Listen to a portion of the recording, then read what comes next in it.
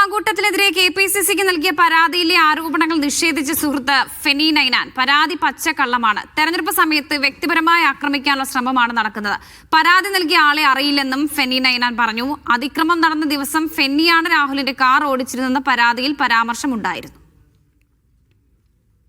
പച്ചക്കള്ളമാണ് ആ പരാതിയിൽ മുഴുവനായി എഴുതി പിടിപ്പിച്ചിരിക്കുന്നത്. എൻ്റെ പേരെടുത്ത് പറഞ്ഞുകൊണ്ടാണ് അങ്ങനെ ഒരു ആരോപണം വന്നിരിക്കുന്നത്. ഇത്തരം ആരോപണങ്ങൾ വരുമെന്ന് എനിക്ക് അറിയാമായിരുന്നു. പക്ഷേ ഇത്രയും ക്രൂരമായ രീതിയിൽ അതുണ്ടാവുമെന്ന് ഞാൻ പ്രതീക്ഷിച്ചില്ല.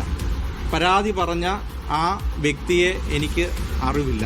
പക്ഷേ ഇങ്ങനൊരു സംഭവം ഉണ്ടായിട്ടില്ല എന്ന് എനിക്ക് പരിപൂർണമായ ബോധ്യമുണ്ട്. പരാതിക്കാരിയെ വ്യക്തിപരമായിട്ട് എനിക്കറിയത്തില്ല. കാരണം ഇങ്ങനൊരു സംഭവം ഞാൻ ജീവിതത്തിൽ ചെയ്തിട്ടില്ല.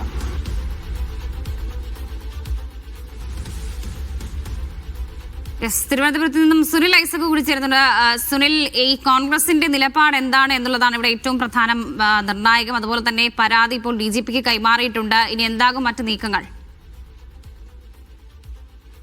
തദ്ദേശ തെരഞ്ഞെടുപ്പിന് ഇനി ബാക്കിയുള്ളത് ദിവസങ്ങൾ മാത്രമാണ്. അതുകൊണ്ട് തന്നെ ഏതെങ്കിലും തരത്തിൽ തുടർച്ചയായി രാഹുൽ മാങ്കൂട്ടത്തിനെതിരെ ഉയരുന്ന പരാതികൾ പാർട്ടിയെ, മുന്നണിയെ ബാധിക്കുമോ എന്ന ആശങ്ക കൃത്യമായി നേതാക്കൾക്കും മുന്നണിയിലെ പ്രധാനപ്പെട്ട ഘടകകക്ഷികൾക്കും ഒക്കെയുണ്ട്.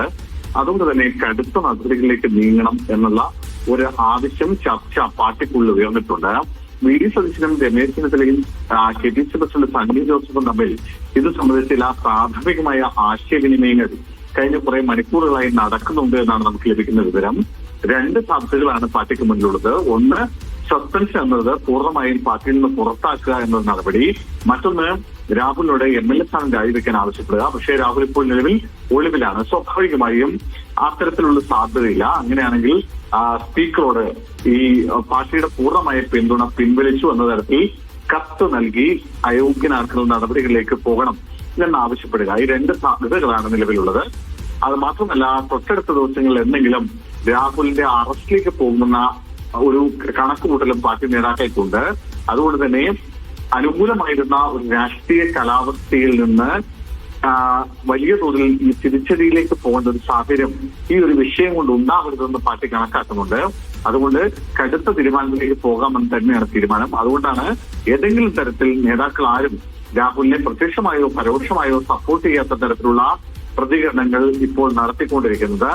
ഏതെങ്കിലും തരത്തിൽ രാഹുലിനെ സപ്പോർട്ട് ചെയ്യുന്ന ആളുകൾക്കെതിരെ കടുത്ത നിലപാടെടുക്കാം എന്നൊരു തീരുമാനത്തിലേക്ക് കൂടി ഇപ്പോൾ പാർട്ടി പോയിട്ടുണ്ട്. എന്തായാലും അതുകൊണ്ട് തന്നെ നാളെ KPCC പ്രസിഡന്റ് ആലപ്പുഴയിൽ വാർത്താസമ്മേളനമുണ്ട്. 10:30 മണിക്കാണ് വാർത്താസമ്മേളനം. ആ വാർത്താസമ്മേളനത്തിന് മുമ്പ് തന്നെ രാഹുലിന്റെ കാര്യത്തിൽ എന്തെങ്കിലും തരത്തിലുള്ള തിരക്കിട്ട തീരുമാനങ്ങൾ ഉണ്ടാകുമെന്നാണ് പ്രതീക്ഷിക്കുന്നത്.